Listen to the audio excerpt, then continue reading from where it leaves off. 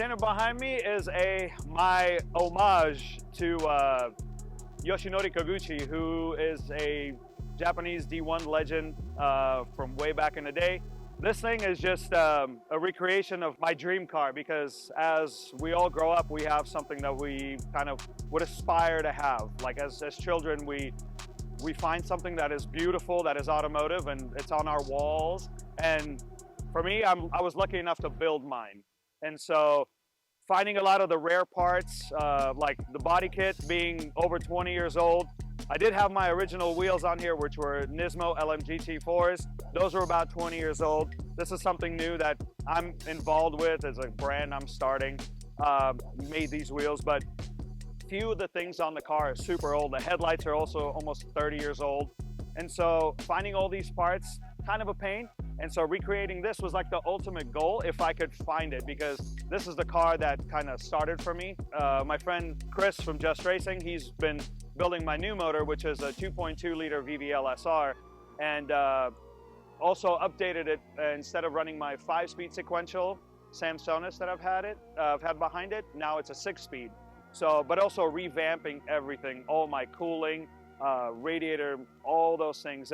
And now we're going to be running a Link G4X Fury and a Link the Street 5-inch dash. And I got a friend at Virgo Speed Industries that set me up. He's a Link dealer, set me up with the new ECU. He's also wiring my car using like all motorsport grade sensors and everything. So, you know, it's like building a car like this.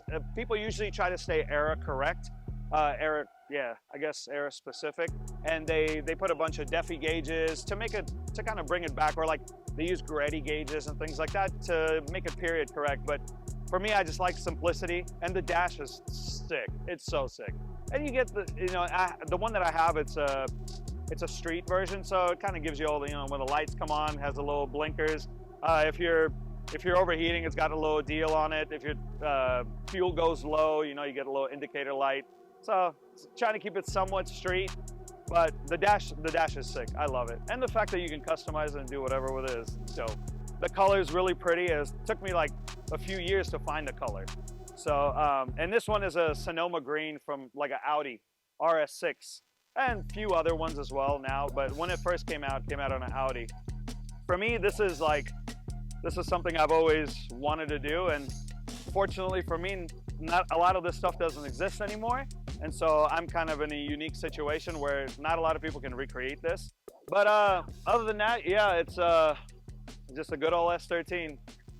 I love this car, and